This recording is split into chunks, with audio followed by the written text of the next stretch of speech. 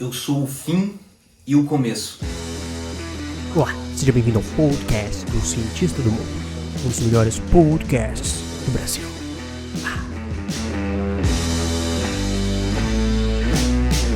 Fala, cientistas, como é que vocês estão? Prazer estar aqui. Hoje eu trouxe o Rafa. Na verdade, ninguém trouxe ninguém, porque a gente tá no hotel. Então ninguém trouxe ninguém, a gente tá no hotel, a gente tá num país... Mano, faz 11 dias que a gente tá junto.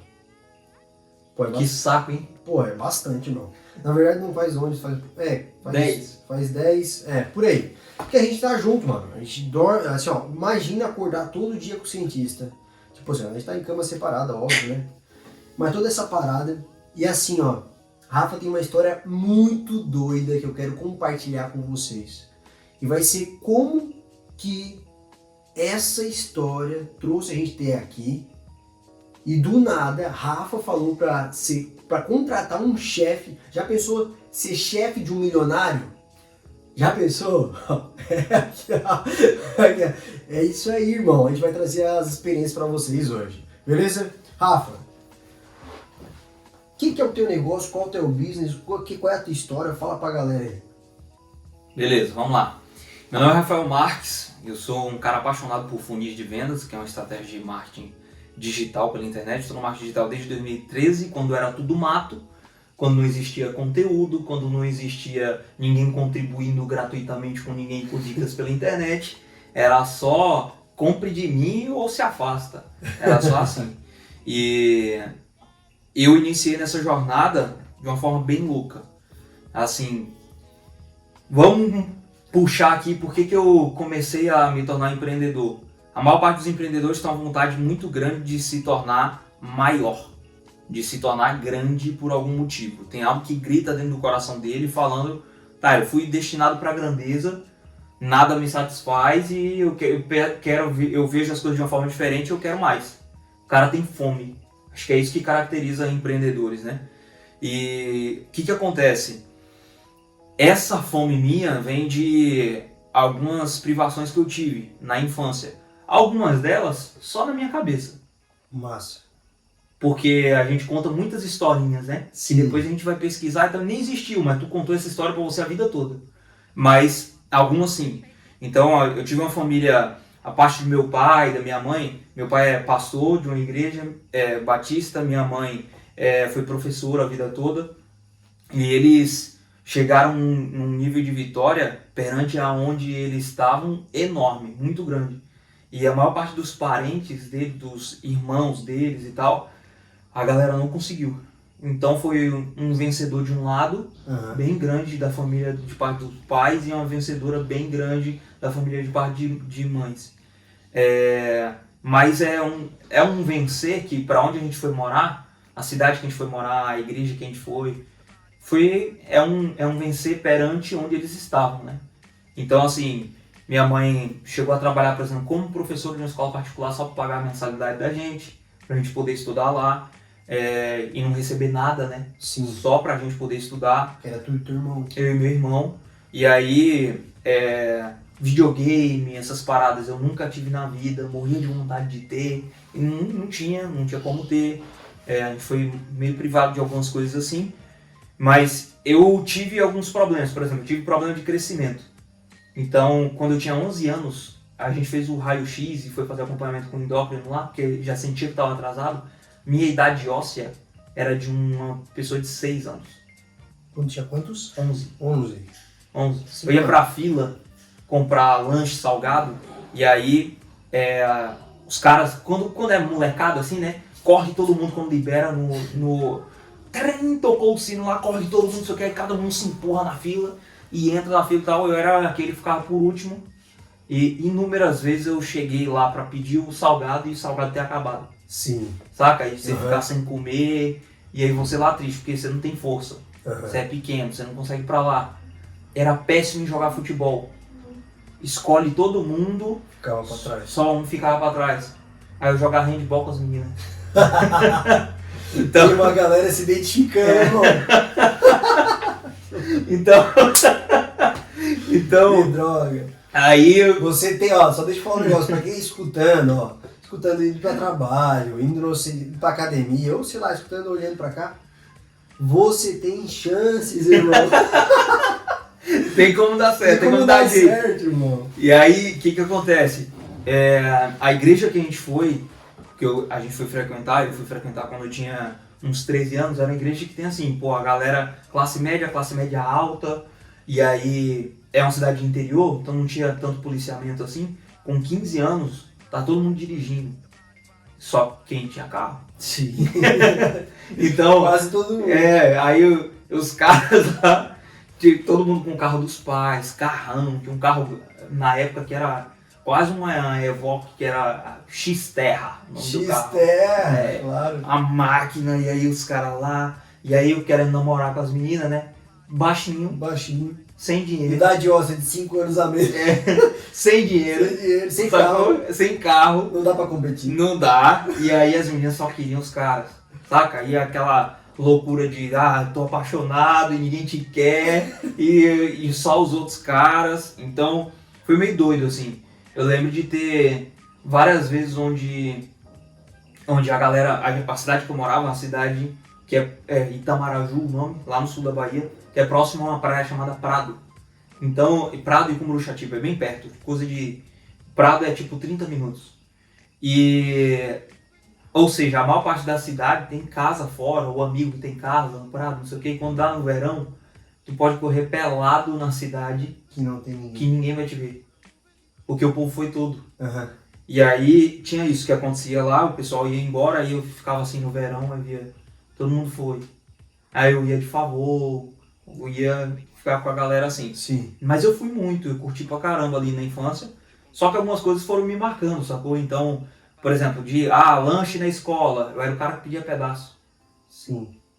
Que era o cara que pedia Olha pedaço. que doido. Eu não tinha dinheiro pra toda hora comprar um lanche todo dia. Uhum. Ter R$60 no mês pra gastar R$2 com um lanche todo dia era impossível. Sim. Não tinha.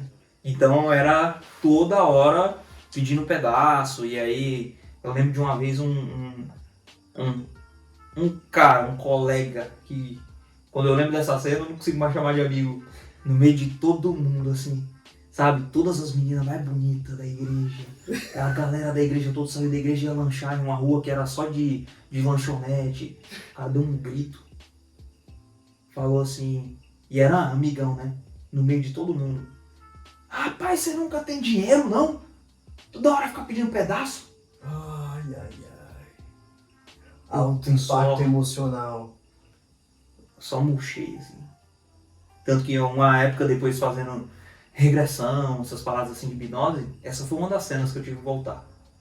Sacou? Muito pesado. Não é tão pesado assim quando você olha. Você fala, isso é besteira. Mas pra quem tá vivendo é ruim. Sim. Né? Algumas coisas marcam, dependendo do que você já viveu anteriormente, que vai só reforçando a mesma coisa. Sim. Em sequência. Coisas que tu já acreditava. Outra vez. Reforçando aquilo que tu acredita. Reforçando toda hora. Então assim, o que aconteceu? Aquilo ali me deu uma fome muito grande. O Tony Robbins ele fala o quê? Que toda falta gera obsessão. Então aquilo me gerou uma fome muito grande de ser grande. E de ganhar dinheiro. Muito grande. Então, eu lembro que assim, 15 anos, 17 anos, eu não sabia nem o que eu ia fazer da vida, mas em casa eu falava o tempo todo: eu vou ser rico. Eu vou ser rico. Aí o povo ria. Todo mundo ria. Uma prima minha morava lá em casa, ela achava massa, né? Eu vou ser rico e tal. Ela brincava toda hora, achava massa. A obsessão do moleque. Desde cedo. E aí eu comecei pelo caminho normal. Sim. Arranjei um emprego em supermercado de botar as coisas na prateleira, não aguentei um dia. Porque um dia eu falei, vou embora.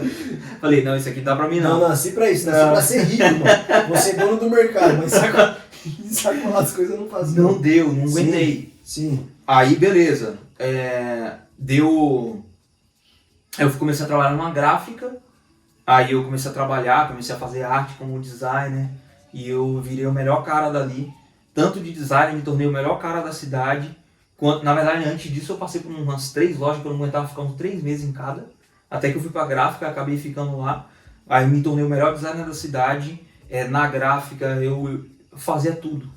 Então eu era o líder da parada ali. Então o pessoal confiava 100% em mim, podia deixar tudo na minha mão. e as impressões lá no fundo, cortar, conversar com o povo de lá de fora, não sei o quê. O povo da gráfica brigava muito com os funcionários, tinha um pouco tipo daquele profissional na cidade, Sim. e eles ficavam na mão do povo. Sim. Mas eles não sabiam negociar, entendeu? Sim. Eu sempre fui o cara que estava em todos os lados, me conectando bem com todo mundo. Uhum. Eu era o cara que, na escola, eu sempre fui o cara que sentava no fundo e era amigo do CDF. Nossa, nós é igual. Então, é impossível, né? É. Parece impossível. É. Porque ou você é A do minha fundão e jogada lá- bagunceiro, É. ou você Tu não se encaixa. senta na E frente. tirava nota boa sem estudar? E aí, ou tem os neutros que são um Zé Mané que perdem tudo. É. E nem bagunça, não curte e perde nas provas ainda. Eu não consigo entender a galera do meio. Tadinho. Não, peraí. Todo mundo tem um jeito. A gente vai trazer um cara assim aqui, ó. Eu tô falando porque há muita identificação, né? É. Eles até esses dias, a gente tava outra vez que a gente veio pra Floripa, um cara falou assim, vocês são parecidos. Aham. Né? Você falou, né? Aham. Nós estamos com a mesma camiseta, não sei É. se vocês notaram. Sem entender. É. E aí, o que acontece? Eu era amigo desses dois grupos. Eu bagunçava o tempo todo, mas eu tava entendendo a parada. Chegava na prova, eu bem colava no viável. CDF, eu não colava, mas eu trocava ideia, eu era amigo, eu brincava com eles lá, e depois fazia a minha prova passada, e os professores ficavam pirados, né? Era o bagunceiro que passa em tudo, não tem como falar nada. Mandava pra direção, mas a nota salvava, mano. Vai falar o quê? Não levava caderno, mas a nota salvava. Aí, o que vai falar? Não tem como falar nada, porque o resultado conta mais, né? Tem. Então, aí o que acontece? Gerou uma obsessão em mim de crescer. Então, quando eu tava na gráfica, eu me esforcei muito. E foi uma área que eu me apaixonei, que já era marketing, de tornar as coisas bonitas, de fazer arte, e principalmente porque assim, pô, eu me destaquei na parada. Olha que parada louca. O que eu não contei aqui é que é o seguinte, lembra que eu falei que na infância mesmo, eu não jogava bola nem nada? Minha mãe supriu isso me colocando na música. Então desde cedo eu comecei a aprender piano, aí deu na adolescência, uma bandinha na igreja foi se formando ali, e aí eu tinha parado de tocar piano há anos já, né? Aí eu voltei a tocar piano, aí eu saí depois de um tempo, comecei a tocar violão, parei depois de um tempo, comecei a tocar sax, depois parei, peguei um pouco de baixo, cavaquinho, não sei o que, eu fiquei tocando um monte de tipo de instrumento. E aí depois eu larguei tudo pra cantar. Então, eu já cantava desde os 18 anos de idade, mas acompanhado de instrumento e tal, depois eu me dediquei 100% na música. E eu queria ser cantor, foi o sonho da minha vida inteira. Era grande, quero ser grande, mas era como cantor. Entendi. Da vida inteira. A gráfica foi uma forma de eu pagar o meu CD. Entendi. Então, pra você ter noção, eu fui... Era uns 12 mil reais, não me lembro direito na época. Ou era 6 mil reais. E eu lembro que eu trabalhei na gráfica, meu salário era 550 reais. O estúdio era 500 por mês. Eu usava 50 pra ir, pegar um ônibus e ir pra outra cidade pra gravar. E gravar. Pra ir gravar. Então, era sem dinheiro, eu ficava sem dinheiro ainda. O dinheiro que eu ganhava era pra investir nisso. E eu fiz isso por um ano. Entendeu? Ficar sem dinheiro e investir no CD pra gravar. Aí... Baixinho, sem carro e sem dinheiro. Não, mas pelo menos cantava. É. E aí foi a forma que eu achei de me destacar. Entendi. Porque nessa época que eu comecei a cantar, todo mundo começou a olhar pra mim. Entendi. Eu me apeguei naquilo ali. Foi uma habilidade que tu, investiu. Eu investi, eu vi todo mundo, opa, todo mundo tá olhando pra mim com essa parada aqui. Deixa eu fazer isso melhor, deixa eu me tornar melhor nisso. E aí... Pra quem quer escutar a voz do Rafa cantando, é secreta. É. Não vamos largar aqui não. Mas é secreta. E aí o que acontece? Eu fui lá, comecei a trabalhar na gráfica ao mesmo tempo que cantava e tal, eu tinha esse sonho. Cheguei, aí eu conheci a mulher que é minha esposa hoje, a gente começou a namorar e tal, e de cara a gente já quis casar. Meu irmão, quando a gente já quis casar, eu enlouqueci. Falei, só a gráfica aí desse jeito vai dar pra mim não. Eu comecei a fazer gráfica, junto com alguns serviços externos, junto com me tornei o melhor da gráfica, o salário foi bem mais alto do que o resto da galera. E aí eu saí da gráfica, fiquei uns 3 meses ainda trabalhando, que a gráfica precisava de mim, eles iam ficar na mão durante o período, aí eu fiquei pra ajudar o pessoal, saí, montei a minha, que não era com maquinário, essas coisas, mas eu terceirizava tudo e vendia. Sim, e passei a vender porta a porta nas lojas, essas coisas assim. Mas era bem precário, mas já era muito. Na gráfica eu ganhava 750, fui pra ganhar uns 3 mil. Então eu comecei a correr pra crescer, porque eu precisava casar, né? Sim. Então, queria casar, meu irmão. Motivo de casar. Um tempo de correr. Casei, aí a minha esposa já tinha a Juju, que é minha filha, a mais velha. A gente teve a Liz, que é a do meio. E na minha cabeça ficava assim, um dia alguém vai me chamar pra cantar. Vão ouvir a minha voz, eles vão me chamar, vocês vão ver. Eu lembro de eu falando isso em uma semana, na outra, o Alexandre Aposan me liga, que é era o baterista do Oficina G3, baterista do Thales Roberto e tal. E aí ligou e falou, rapaz, ouvi aqui seu CD, umas músicas suas e tal, isso e aquilo. E aí o cara me chamou pra cantar. Uma banda nova que eles estavam montando, que tinha um participante lá do Apocalipse 16 lá, que era o Pregador Lu, e uma galera mais pesada assim. E aí eu fui, e era a realização de um sonho, porque eu sonhei com isso a vida inteira. Realização de um sonho, cheguei lá, tive muita frustração quando eu fui pra lá. Porque agora minha vida tinha mudado, eu era um pai, amo muito minha família e ficar longe era um peso enorme. Sim. Então, quando eu comecei a experimentar, ficar 2 semanas viajando para cantar para tudo que é lado e com elas longe, e a gente acabou de ter a Mel, que era a terceira, tenho 3 filhas, a Mel, que era a terceira de colo aqui, ó, 1 mês, a Liz com 1 ano, a Júlia acho que com 2 ou 3 na época, não lembro, mas e foi pra mim foi um peso muito grande, eu não consegui. E aí eu descobri também que o mercado da música é muito mais negócio, business, do que a magia que a gente acha que é. Sim. Entendeu? É um negócio, é feio, você é feio, você não canta. Entendeu? Sim. Você tem que ser bonitinho e dar um grau. Dá um grau, dá um detalhe. Se é gordinho, você não vai cantar. A não ser que você estoure por conta própria, às vezes no YouTube, e a gravadora não tem outra opção a não ser pegar você. Que ela quer. Mas fora isso, não rola. Sim. E não importa se é música cristã, não importa. Por exemplo, as músicas cristãs. Não é a música que mais toca, que mais salva pessoas, que mais muda a vida, que vai pra rádio. É a que mais vende. Que mais vende. É normal, Então né? é um mercado. É um negócio pop, né? É. Pra grande massa, todo mundo quer atingir grande massa, todo mundo quer ser grande. Não é que é um negócio ruim, mas é uma coisa que tu tem que entender. Em essência, ninguém é ninguém. Ninguém é a pessoa em essência. Tem que ter um lado que é pop, que consegue agradar uma maior parte, e aí vende. E aí, quebrou um pouco da magia pra mim naquilo ali, Sim. com todas as experiências de estar longe da família, disso, daquilo. E aí eu decidi vir embora. Então eu larguei tudo lá, todo mundo ficou pirado comigo. Os caras me respondem até hoje. Mas todo mundo ficou pirado comigo.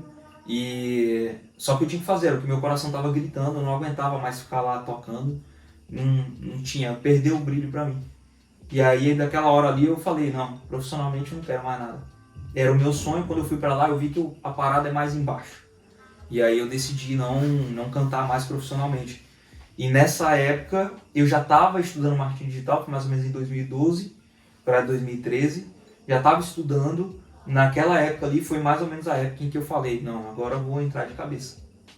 Então foi assim que eu comecei, de onde veio essa fome toda, para onde eu cheguei agora, entendeu? Sim. Entrei no marketing de lá para cá e enfiei a cara. Mas é a mesma sede que eu tenho dentro de mim, de crescer, de me tornar grande. A mesma sede é a que me move para onde eu tô indo, é a mesma, é infinito. Sim. A parada não para. Então, nunca tá num nível que você vai dizer, tá bom, vou parar por aqui. Sim. Isso é doido, né, velho? Isso é doido. Isso é doido porque a gente tá aqui em 19 minutos para 20 minutos. Só deixa eu ver se tá filmando a câmera aqui. A galera tem que te ver, né, mano? Tá gravando, tá bom. E assim, ó. Dentro de toda essa jornada, teve os padrões, né? Padrões que tu foi identificando, tu foi vendo. E quando eu falo como ele chegou até aqui, ou como a gente tá chegando, onde a gente tá chegando, a gente nunca fala do externo, primeiro. Na época acontecia isso. Não, esse aí vai falar lá do que aconteceu com ele. como ele se sentia. E aí, essa jornada, essa escala de desenvolvimento para chegar em algum lugar, sempre passa por essa tua escala interior, do quanto tu tira de ti, vai tirando, vai tirando, vai tirando. E aí aconteceu um negócio muito doido. Para quem não sabe, e não, para quem, por exemplo, saiu da audiência do Rafa, que veio conhecer um pouco mais da história dele, por exemplo, não sabe a história do cientista. Quem tá aqui viu esse há 6, 7 vídeos atrás, que dá 80 e poucos dias atrás, que foi o dia 600 que eu acordei 4h55 e que foi aonde eu conheci o Rafa, que foi numa imersão que ele veio pra cá, e aí eu falei que eram 10 pessoas que iam pagar 50 mil para ficar 2 dias com ele, para aprender isso que ele tinha para ensinar. Então era 5 de cada, né? 10 pessoas tal para aprender o que ele não passou aqui, que é o que me fez fazer a proposta para ele de fazer o seguinte: Rafa, eu não falei que eu tava sem grana, eu falei o seguinte: mano, eu sei que tu vai vir pra cá, tu é da Bahia, tá vindo pra Florianópolis, eu moro do lado de Florianópolis e eu tinha uma empresa de audiovisual, eu tenho todo o equipamento para fazer vídeo. O que tu acha, mano, de não precisar, se tu vai fazer vídeo, eu não sei, mas o que tu acha de eu ir lá fazer o vídeo voluntariamente só para escutar o que tu tem para ensinar? Foi isso que é a minha proposta. E aí com isso eu te entrego tudo o que tu quiser de vídeo. O documento, o que quiser fazer de vídeo, a gente faz ali tudo. Mas eu queria escutar o que o Rafa estava falando. Por quê? Ponto, aí volta um pouco mais para minha história.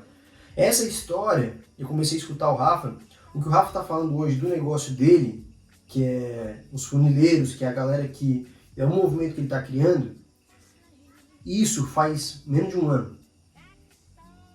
Né? Tem um monte de gente lá botando, que o Rafa estava nos bastidores desde 2013, e foi onde ele aceitou a missão, porque ele viu onde tinha um monte de gente fazendo a parada do jeito que ele considerava errado, que tinha umas peças que faltavam, ele botou a visão dele dentro desse negócio, e a ideia é destravar a galera que tem realmente uma missão dentro da parada para levar isso para outras pessoas.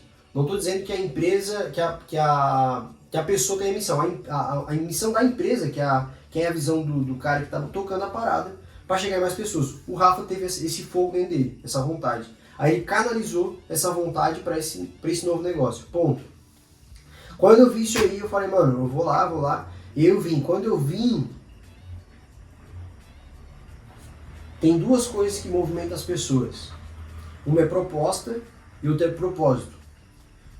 E ali eu vi que tinha muita coisa dentro do Rafa que era além da proposta. Além do 50k.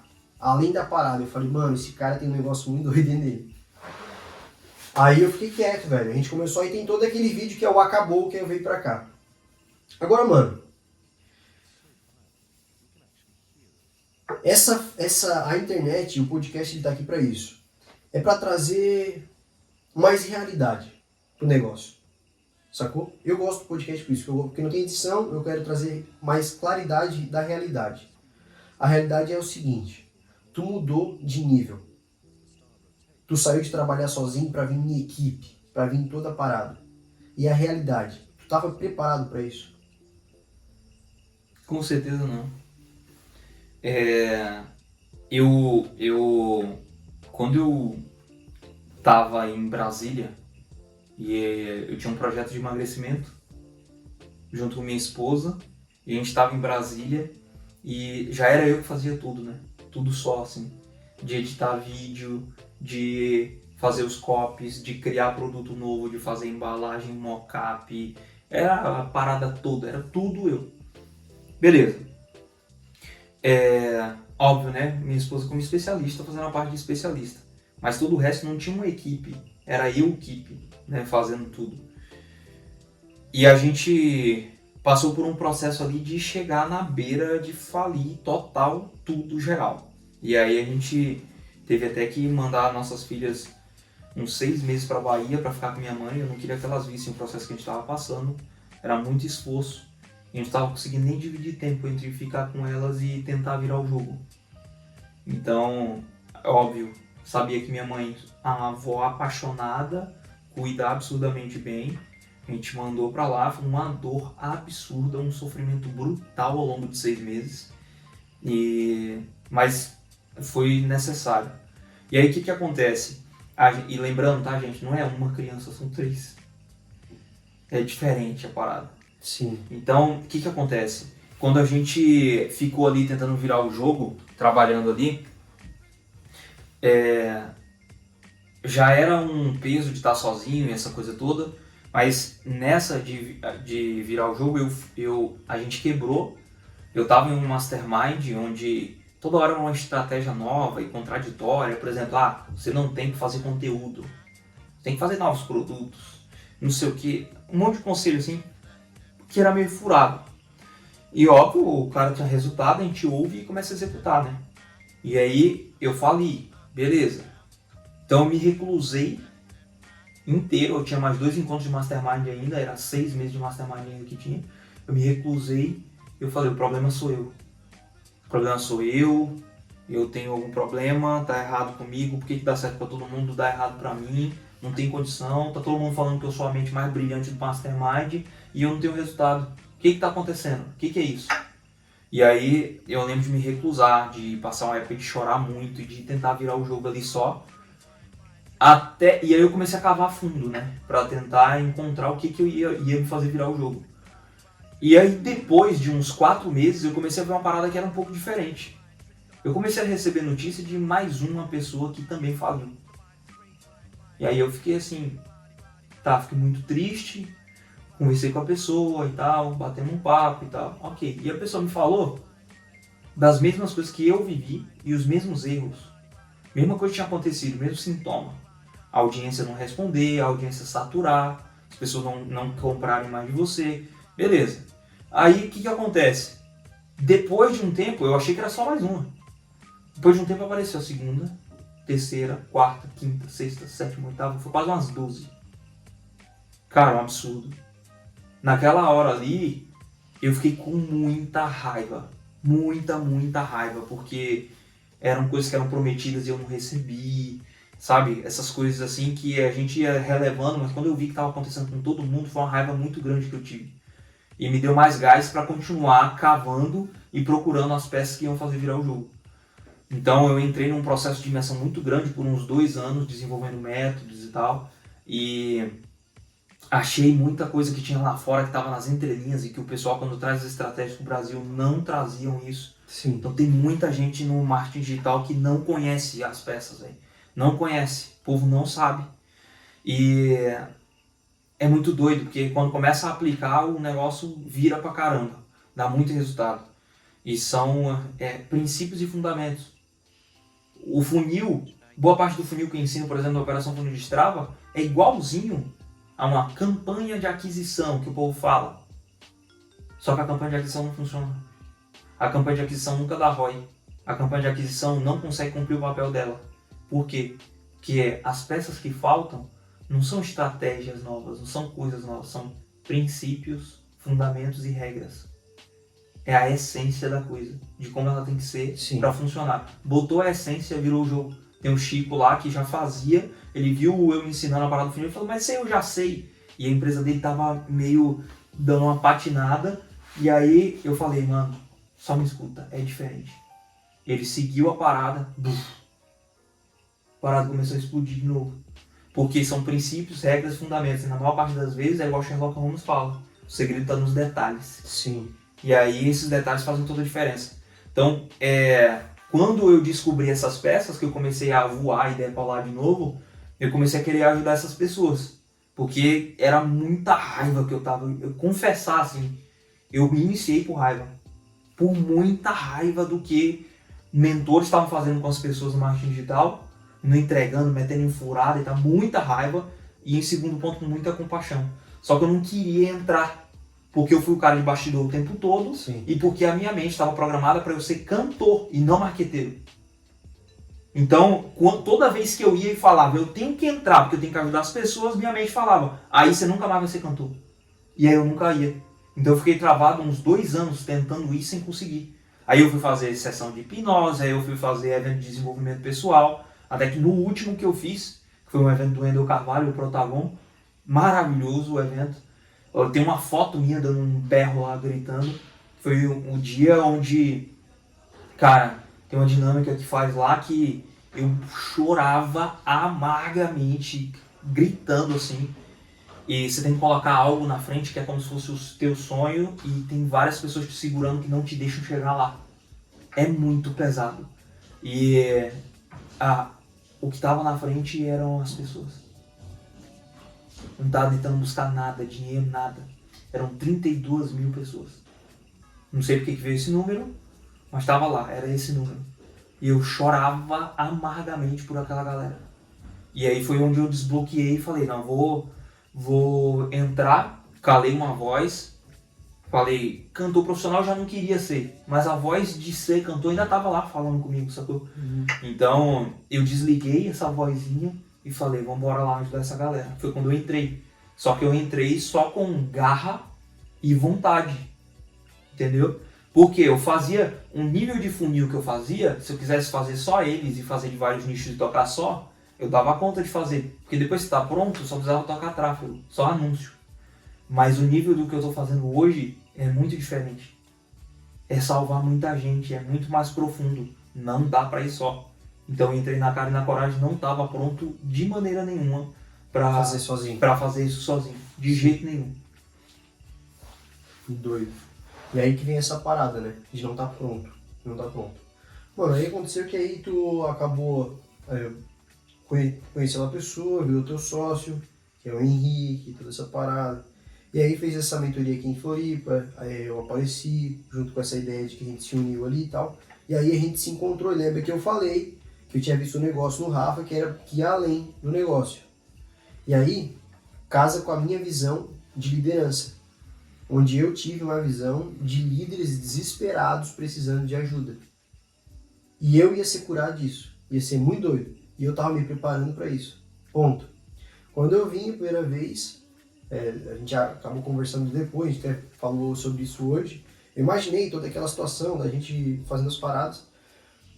Mas aí passou aquele dia, passou 2, eu participei ativamente da imersão, no final eu contei a minha história.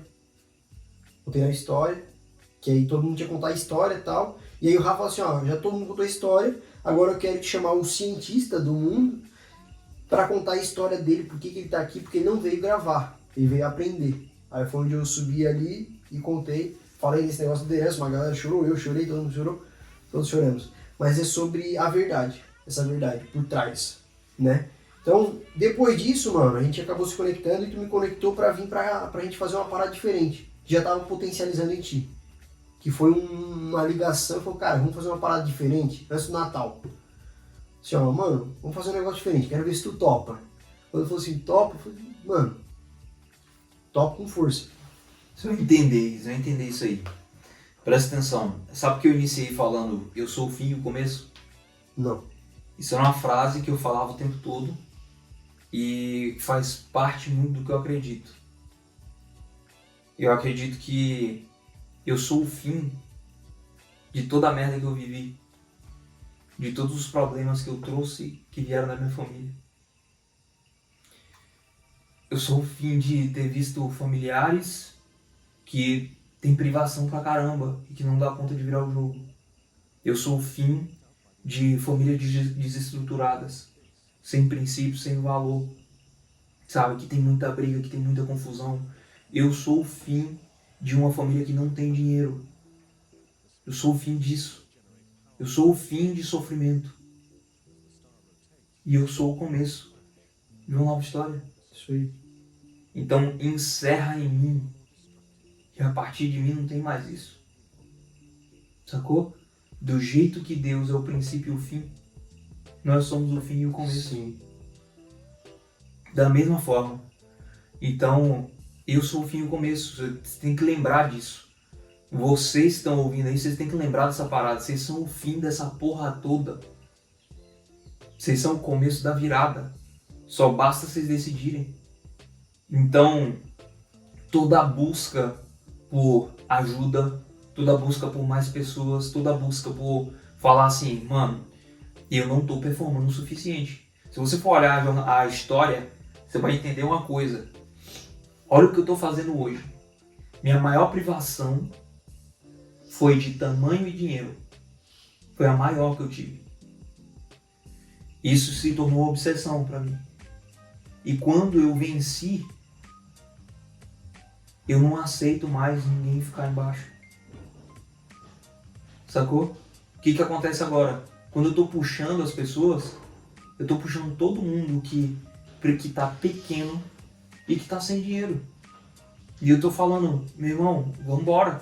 Quem tá travado é comigo agora. Entendeu? Que é a mesma coisa que eu venci. Então vocês têm que entender que assim, a história de vocês, o que vocês estão passando, o que vocês estão vivendo, é porque você precisa vencer essa porra pra ajudar outras pessoas a vencerem. Ah, Rafa, mas e eu que tô com problema no meu relacionamento? Procura outra pessoa, não sou eu. Quem venceu nessa parada é a pessoa que foi feita pra te ajudar, moldada por Deus, moldada pelo Criador pra te ajudar a vencer nisso, sacou? Nossas histórias não foram feitas em vão. Não acaba aqui na gente. Não acaba. Deus não fez o mundo por causa de mim.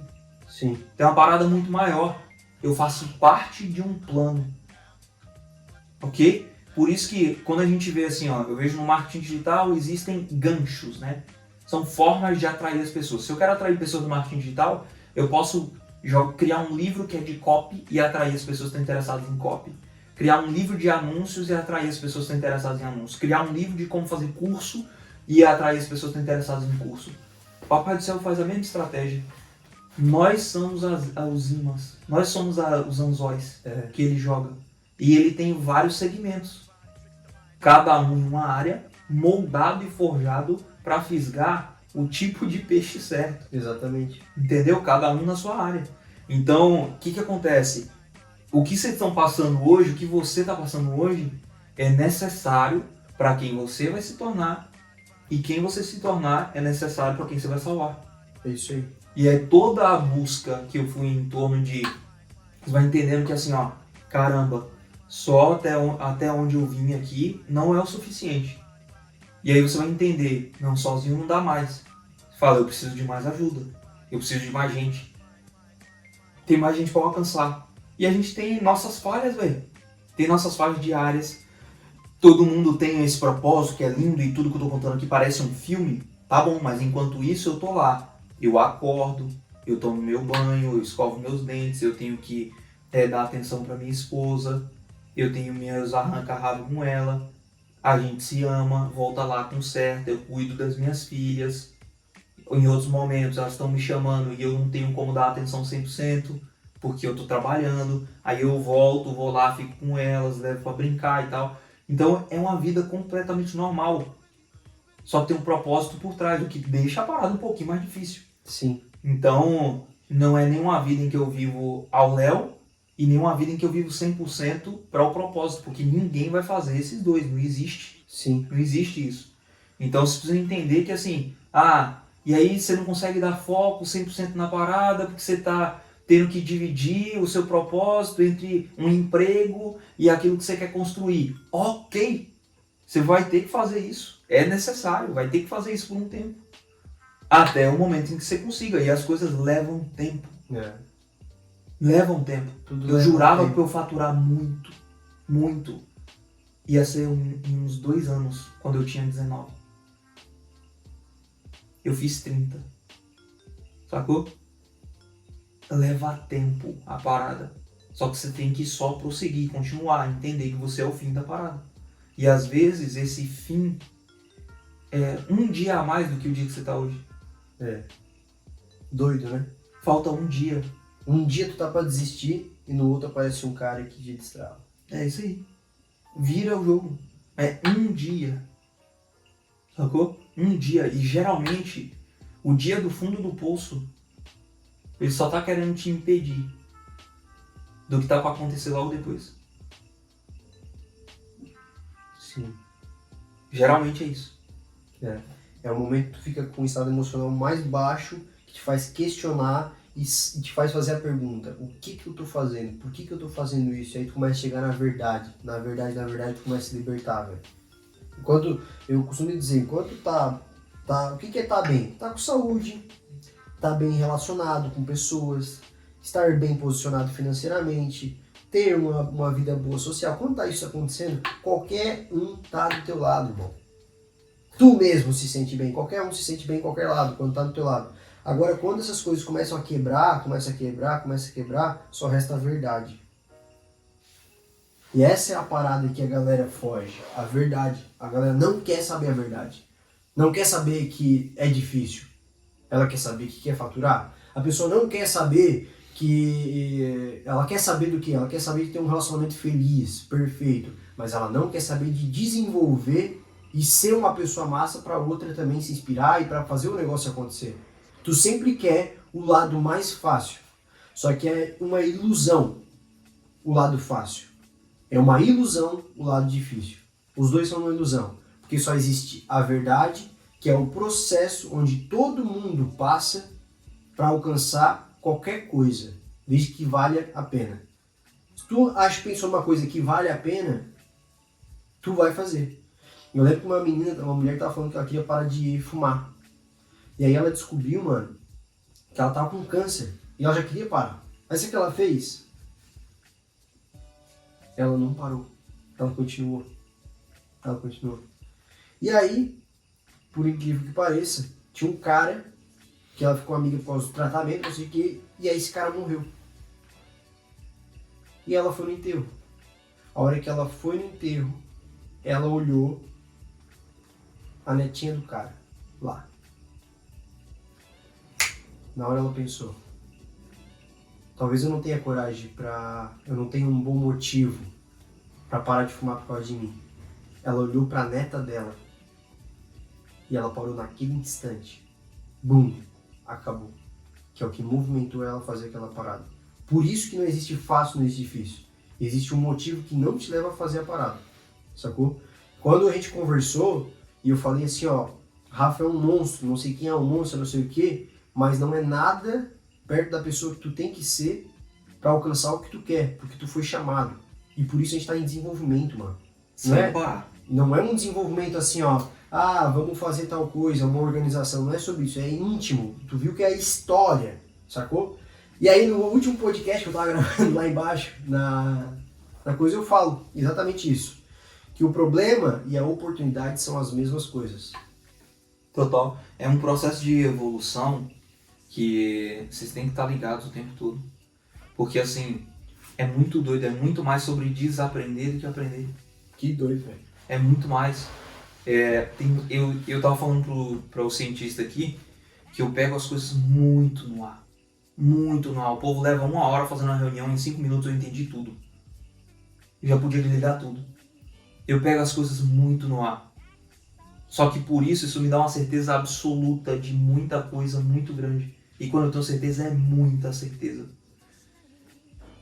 Então, o que acontece? Nos últimos tempos, várias fichas têm caído. Onde eu comecei a prestar mais atenção em mim. Comecei a entender mais por que eu faço isso desse jeito. Por que eu não faço isso? Eu comecei a me trucar, a ir contra mim mesmo, a ir contra todas as minhas certezas. E aí eu comecei a descobrir várias falhas que eu tenho carregado ao longo de anos, mas que eu não via. E principalmente, eu não via como falhas. Eu via como forças. Que doido, velho. A vida inteira eu vi como forças. Até um momento onde dá um estalo, só que eu tô o tempo inteiro me questionando pra quê? Pra me mudar. Se eu preciso melhorar. Não tô no nível que eu queria. Você quer sempre mais. Você não tá no nível que você queria, alguma coisa vai ter que acontecer e é com você que tem que acontecer. Tem que mudar com você a parada. Então, me questionando o tempo inteiro, me entendendo o tempo inteiro, indo mais a fundo. E aí eu tive que começar a quebrar cascas. Eu tive que começar a quebrar armaduras. Tive que começar a me questionar, fazer o que ninguém faz.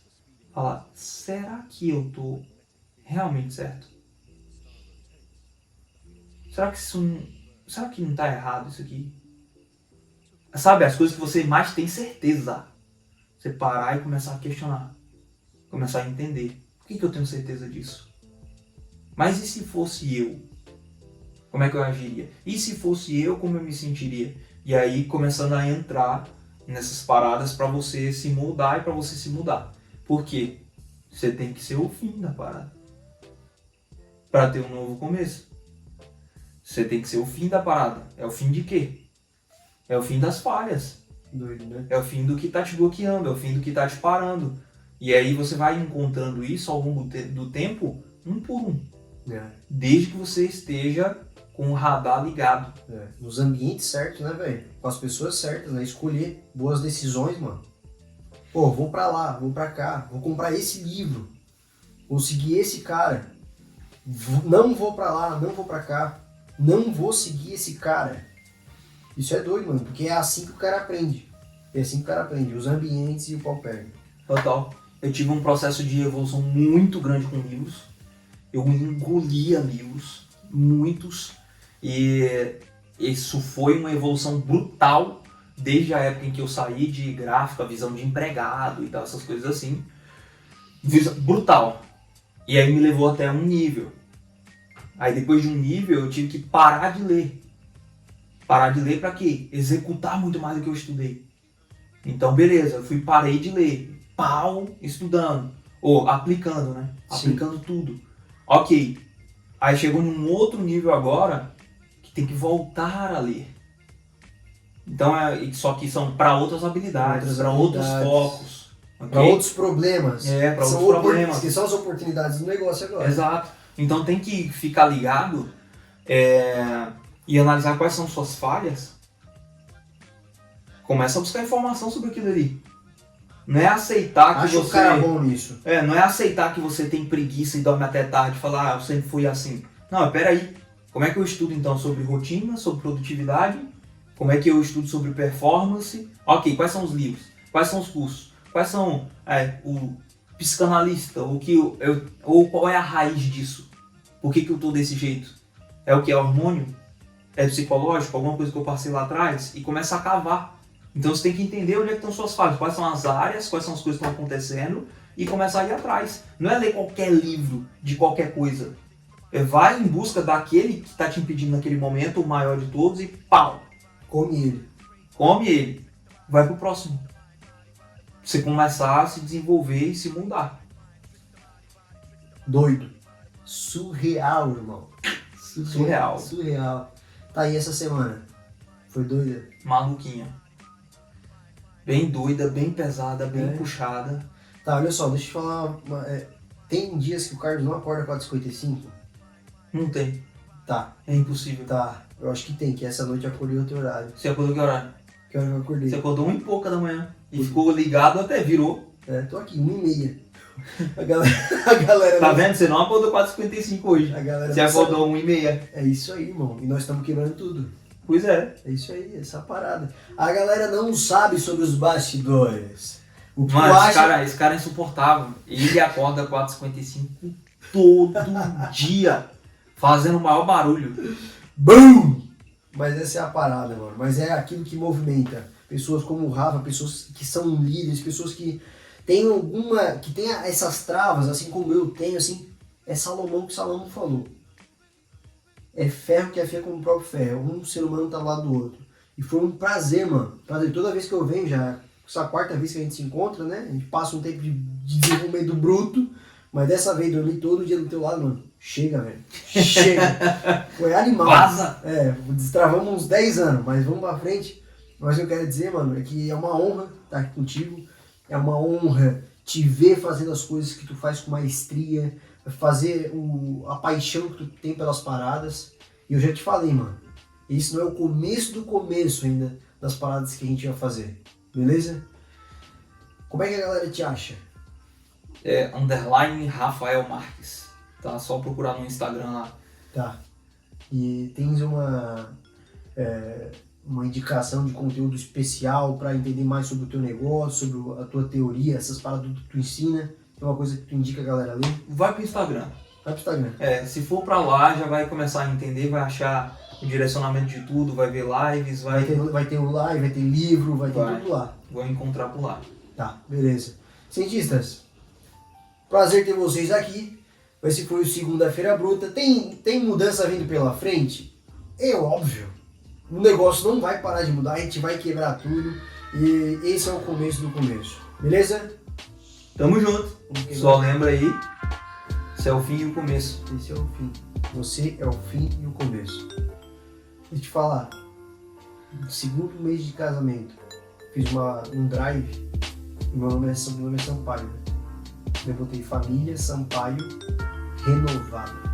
Porque eu falei que daqui pra frente é um novo começo pra minha família e pra minha geração. Isso aí, sensacional. Bom, tamo junto. Mas...